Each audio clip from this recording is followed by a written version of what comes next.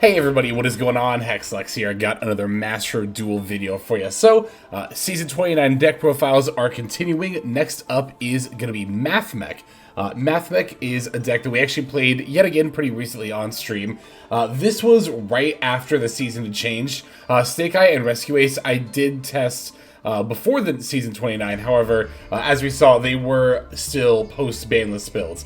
I mean, I guess technically this deck is Sue, although of course Mathmech was not affected by the ban list. It's funny, you know, I talked on the tier list about how I hadn't been seeing too much Mathmech lately. I didn't see it at all in the Challenger Cups personally. I think there were a couple that people were playing, but I didn't see any in any of the Swiss rounds or in Top Cut, and I just really hadn't seen it much on Ranked Ladder too often. So, you know, I began to kind of question, like, does Circular even need to get limited at this point? Because that is something that was talked about for quite a bit, is the possibility of limiting the Mathmech Circular.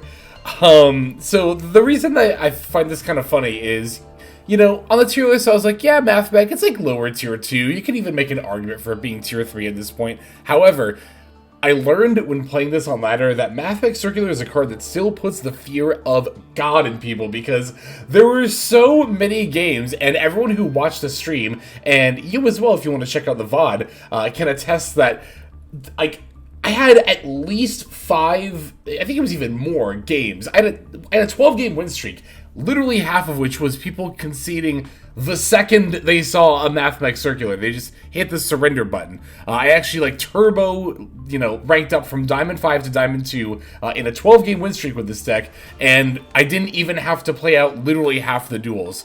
I don't know what it is about Mathmech Circular that gets people so afraid, but I guess, you know, that is... You know, I kind of can't help but wonder if a lot of the people who are still... Like, actually, I don't even really see people saying this, to be fair, but... I feel like anyone out there who, like, is like, Mathmech Circular is so broken, it's unbeatable, it needs to go to 1. I just think of those people who, like, auto-conceded as soon as we revealed it. Oh my god, it was ridiculous. If you want to check some of those games out, as well as the games that some of the replays we're about to see played live, again, you can check out the description below. There are 2 links where you can find the VODs. One is on my Twitch channel. I do share recent VODs there, so feel free to follow or sub in the link description below over on Twitch. You can also subscribe to my second YouTube channel, where I also upload Twitch VODs, and that's a more long-term kind of storage from them, because, you know, on Twitch they only last for like 2 weeks, I think, but on the YouTube channel I have all those VODs saved if, you know, you ever get the urge to binge some live videos there, some live duels or whatever. But about the deck itself, it's a very, very standard Mathmech deck, honestly. There's not really any, like, super unique tech we have going on here in the main deck. For the extra deck, I am still on the Mirror Logic Aggregator, although I will say, in this play test session especially, but as time goes on in general, the more I play with Aggregator, the less necessary I think it is. You know, it is nice to be able to have the double negate with the Terror Hearts on the opponent's turn. Well, really, the idea is that on your turn, you send Cyber's D-Save Worm, and then on your opponent's turn, you're able to send the Mirror Logic Aggregator to negate another card. It's not always that easy, though. You do have to time the negation of this card, or rather, the negation of the card your opponent's playing, very well. And I guess what I mean by that is that Mirror Logic Aggregator's effect to negate, you know, it'll activate on a separate chain link than the Terror Hearts effect. So, you know, if your opponent, like, I don't know, let's say normal summoned, like, a Tour Guide. Let's say you're playing in Sunshade, and they normal summoned a Tour Guide. You can't chain Terror Hearts to send Aggregator and then still use Aggregator to negate the normal summon to Tour Guide's effect, right? Because, you know, Tour Guide will be chain link 1, and then Terror Hearts is going to be chain link 2. Terror Hearts resolves, dumps the Aggregator, then Tour Guide resolves, then Aggregator gets activated on the next available chain link after Tour Guide has resolved. So, really the only time you can often get a use out of this is if your opponent is special summoning a monster, like, by a card effect.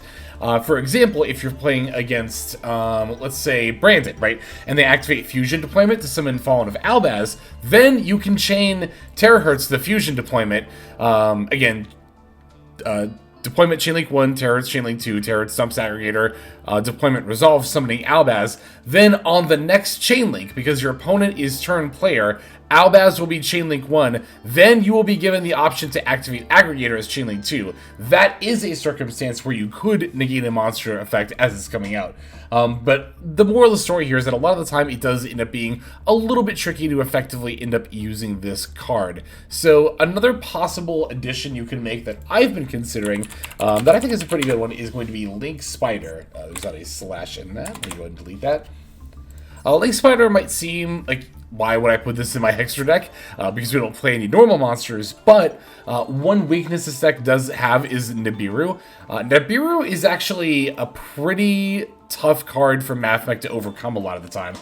Granted, a lot of the time you can still have a Super Factorial setup, but Mathmech doesn't end on any cards that can negate monsters, so even if I go like full turn 1 combo and make the Singularity and the Terahertz, you can still just end phase nib me and get rid of those. And yeah, I mean, I do have the Super Factorial for the Laplacian, and ideally I did Diameter, so I have an Omni Negate too, but that's a lot more fragile than it sounds. It's pretty easy to overcome. Like, really the worst of it is, you know, most of the time, a monster disrupt, a hand rip, and then an Omni Negate. Which again, that sounds like a lot, but especially in, you know, modern Yu-Gi-Oh, for a lot of meta decks, that's really not too terribly difficult. Like, you know, pretty much everything in the meta has some sort of like 1-card combo line right now, and really, if 1 card is all you need to go off, and you can play through the hand rip and the negate, then you're all set. So I see a lot of people nibbing mid-combo line against Mathmech. It's really easy for Mathmech to play through Disruption, again, especially if you are on the Link Spider. So,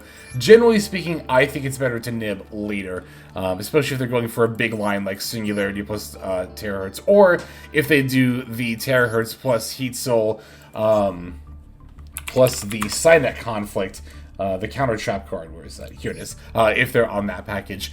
We're not on Microcoder and Psynet Conflict. I did try it relatively recently. Like, if it wasn't the last Mathmech video, it was the one before that. But, I don't know. I really just don't like having to make main deck space for the Microcoder and the Psynet Conflict. There are a couple of cards you could cut, like maybe Defensor. You don't necessarily need 3 of that or 3 Small World every single time. But I really like having the consistent turn 1 plays over, you know, the main deck. I don't want to call them Garnets because they're not that bad, nor do I think that Firewall Guardian is necessarily a Garnet. Like, these cards are definitely ones you prefer not to open, stuff like Firewall Guardian, Microcoder, and Psynet Conflict, but to say that they're Garnets definitely underplays the use that they can have even if you do open them.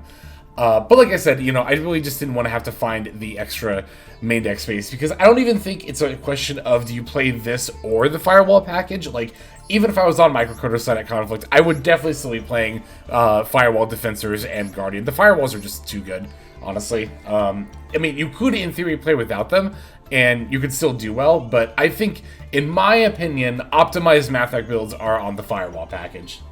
Again, the extra deck, I think, could use a little bit more love. Aggregator, I don't know. Another addition that we could possibly make is the second Splash Mage as well. There are some times where you get disrupted after you make Splash Mage, but before you make Transcode, and in that case, G-Golem won't help you because this can only bring back Earth monsters. Splash Mage is water. So that's a very tricky situation to be in, and I did actually lose a game during this climb as a result of that situation happening, and I've definitely lost games to that before. So second Splash Mage, also a very good addition over the second Aggregator as an alternative to the Link Spider. But anyway, that's pretty much everything I have to say about the build. Let's go ahead and break it down card by card.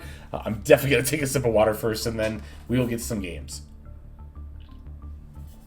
Okay, so we are on 3 Effect Failure, 1 Dotscaper, 3 Maxi, 3 Ash Blossom and Joy Spring, 1 Firewall Guardian, 1 Mathmech Sigma, 1 Mathmech Addition, 1 Mathmech Subtraction, 1 Mathmech Multiplication, 1 Mathmech Diameter, 3 Mathmech Circular, 3 Firewall Defensor, 2 Parallel Exceed, 1 Nibiru, the Primal Being, 2 Psynet Mining, 1 Mathmech Equation, 2 Triple Tactic Sound. The triple always gets me. Sometimes I say 3. No, we're only on 2 Triple Tactic Sound. We are on 3 Small World, 2 Call by the Grave, 1 Cross-Eyed Designator, 3 Infinite Permanents, and then 1 Mathmech Super Factorial. That's our main deck. For the extra deck, we are on 1 Cyber Sea Save Worm, 1 Prime Mathmech Laplation, 1 Prime Mathmech Alimbertion, 1 Mirror Logic Aggregator, 1 Salmon Great Almirage, 1 Leak Karibo, 1 Leak Decoder, 1 Update Jammer, 1 Splash Mage, 1 G Golem Crystal Heart, 1 Transcode Talker, 1 Decode Talker Heat Soul, 1 Access Code Talker, 1 Firewall Dragon Dark Fluid Neo Tempest Terahertz, and then finally 1 Firewall Dragon Singularity. And that'll be it for the list. Let's see some duels. Okay, so our first opponent here is going to be on Snake Eye.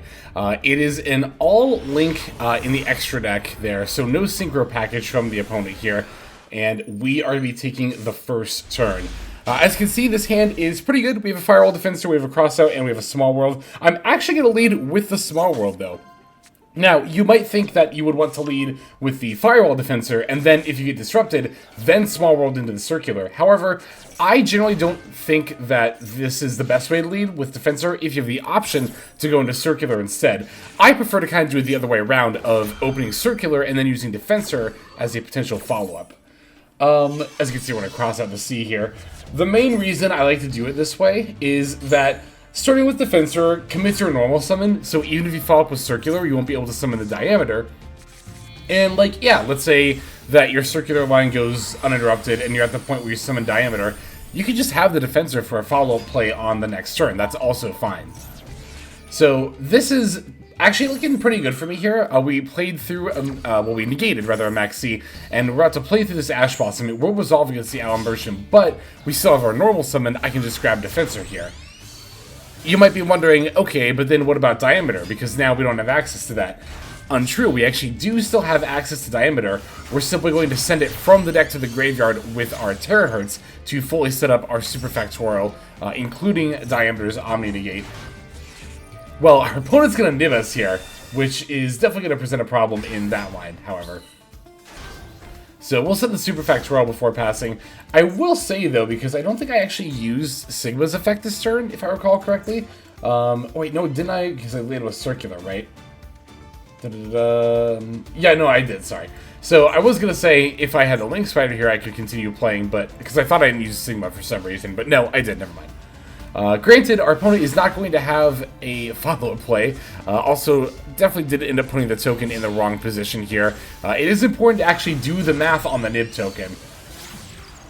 Not that I'll really be able to use it for anything here. It's actually a little awkward, the situation I'm in right now, because I'm really not able to do anything with the token. Like, I can't go into a transcode with it. And I think this is actually a situation where I already used my Splash Mage. Yeah, so as like I was just talking about in the deck profile, actually, Link Spider or second Splash Mage, literally either one of those would have allowed me to OTK here, instead of playing the Mirror Logic Aggregator. And it's not just this one game, right? Like, you definitely want to be careful of recency bias when it comes to determining whether to include a tech card or not. However, I've definitely had situations similar to this come up before, where, again, either Link Spider and or the second Splash Mage would come in handy. But there was that first game. You didn't even really get to see that our opponent was playing Snake Eye, because it seems like they did not have a very, they didn't have plays in their opening hand, which, I said this before, like, you're going to see just enough more times when Snake Eye is bricking. It's going to matter. Like, the two cards, Snake Eye Ash and Wanted going to 2, might have looked like nothing hits, but they do end up mattering, I think. So, let's take a look at our next duel, though. Alright, next opponent is going to be on Rescue Ace. They are actually on the Auroradon build as well, which I don't think is terrible or anything, but I don't think it's the optimal way to play Rescue Ace, personally. You already have so many cards you want to play in the main deck, and you already have cards you don't want to draw. I don't like the idea of including more cards you don't want to draw for, in my opinion, to win more combo line. However, as you can see here, we are going to end up going second, and we actually don't have any hand traps in our hand. We do have Mathmech Multiplication, which I don't know about anybody else, but I feel like this card is infinitely just glued to my opening hand. The Multiplication always chilling there, and never in the deck where I want them to be. But you know what? It's fine. We'll be able to play through this. So they do get the token off the O line. They opened it, which, I mean, again, when you play the Auroradon line, like, you end up with more cards that you don't want to open. Here they're going to make the Promethean Princess. Still that token in play. I don't think they actually end up doing anything with it, if I recall correctly. They will banish both Hydrants here in order to summon out the Turbulence. Turbulence F will, of course...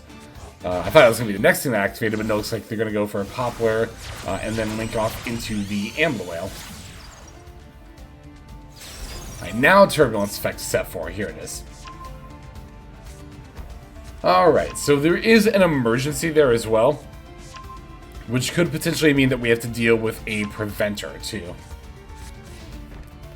Setting another card in addition to those, it's worth noting they set one of the trap cards and the 3 spells, making it fairly likely the card they set is the other trap card, as generally you pretty much always set the 2 trap cards, turn on with Turbulence, and then you pick whichever spells end up being better for your situation, right? Alright, so I will use the equation, try to get back the circular here. They're going to flip the card they set from hand, actually, which did end up being the Extinguish. Impulse being chained to the Diameter, but they didn't actually use the Negate, which would have been, like, pretty much the end of the duel for me if they had negated... oh, but they don't have the Hydrant. I think that still would have been pretty much the end of the game for me.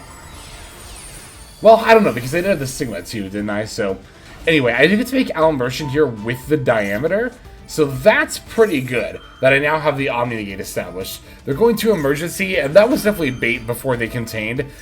Contained was the card's name I was trying to think of.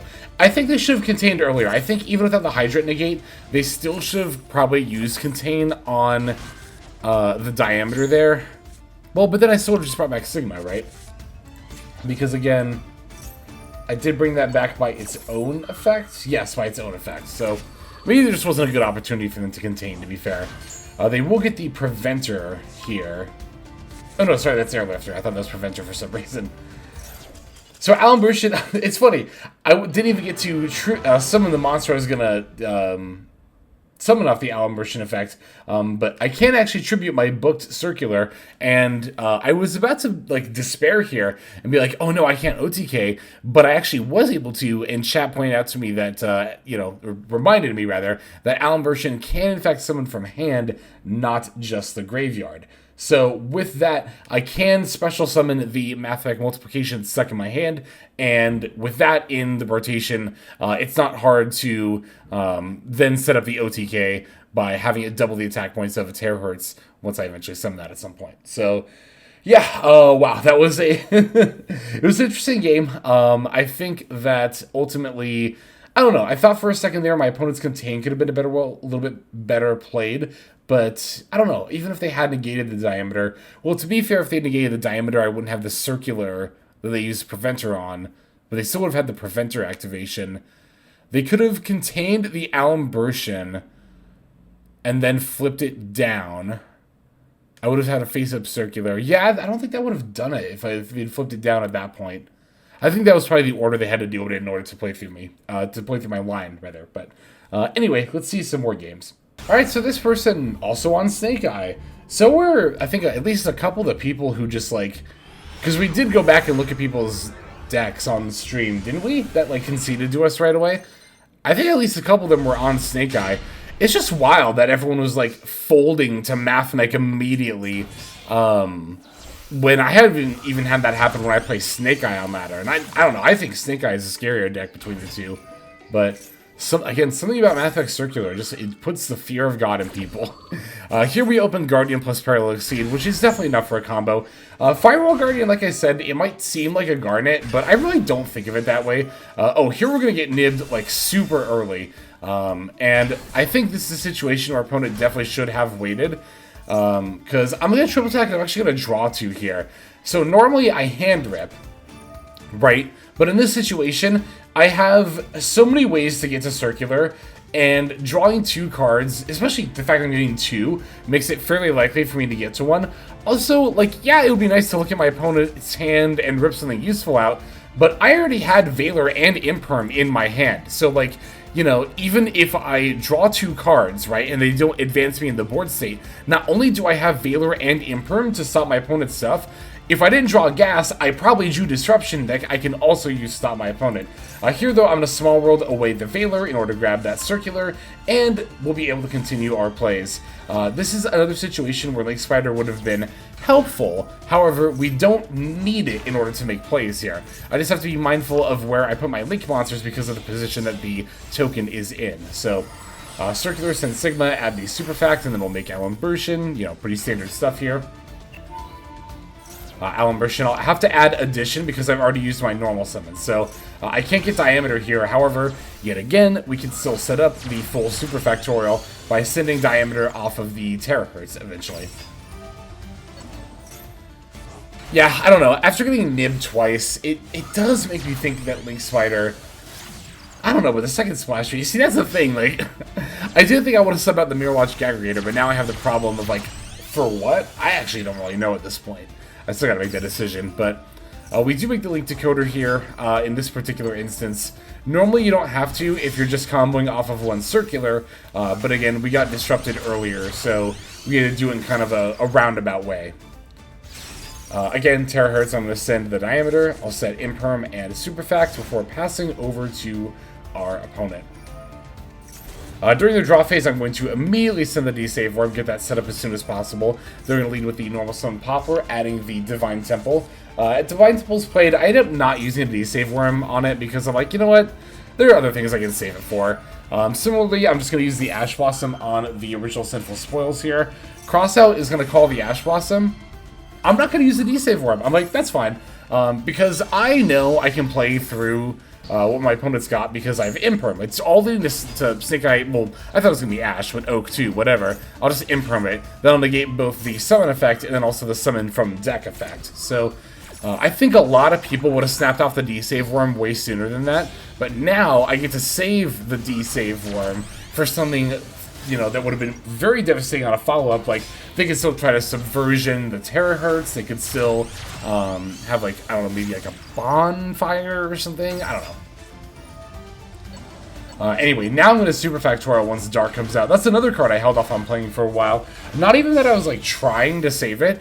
I generally think that it's a little more worth it to activate it sooner rather than later to get good use out of the Omni, but I just really didn't have a good situation to use it, honestly, before this point in the duel. So we're going to eat a Veiler, the Dark, and then the Field Spell, and then that'll be, you know, the game for them. We didn't even need to use the D-Save Worm or the Diameter Omni Negate to reduce our opponent down to one card in hand, and pretty much nothing else.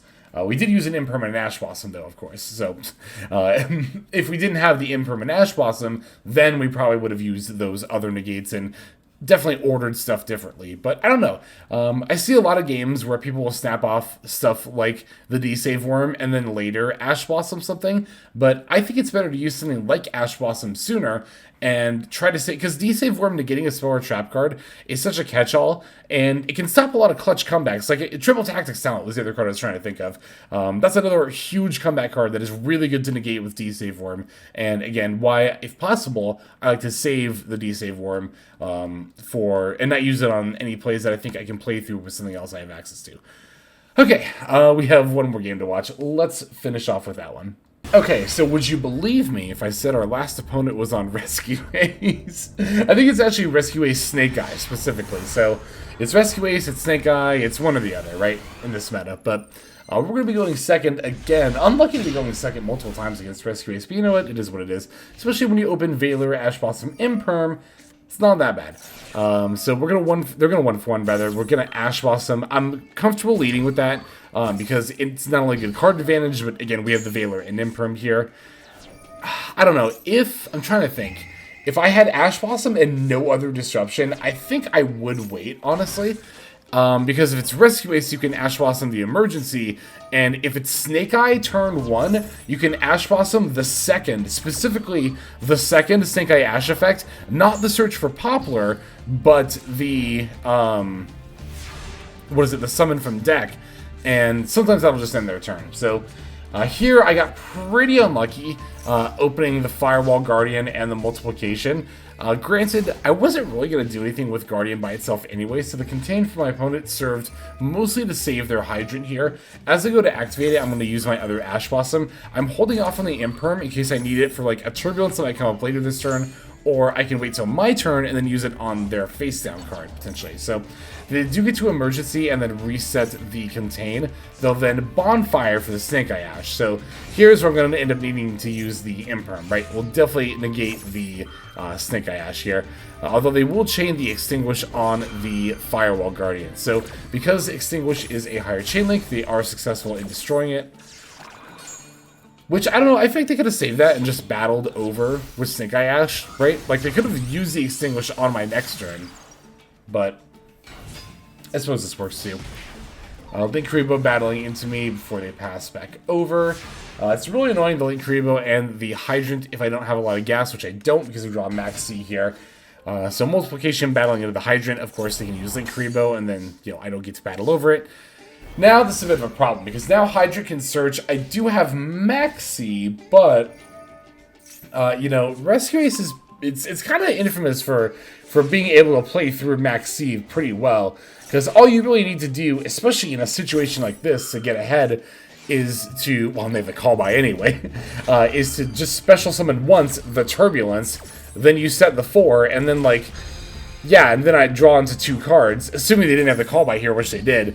And then I have to play into 5 face-down cards, and yeah, I'm not really able to do that. So, it's honestly pretty unlucky for me here, because, of course, this deck has so very many starters, and we didn't see a single one of them in the opening hand, nor from top decking. But you know what? That happens sometimes. And, yeah, sometimes. I mean, here's the thing, too. If I recall correctly, I think this was the first game that we had in the ladder session.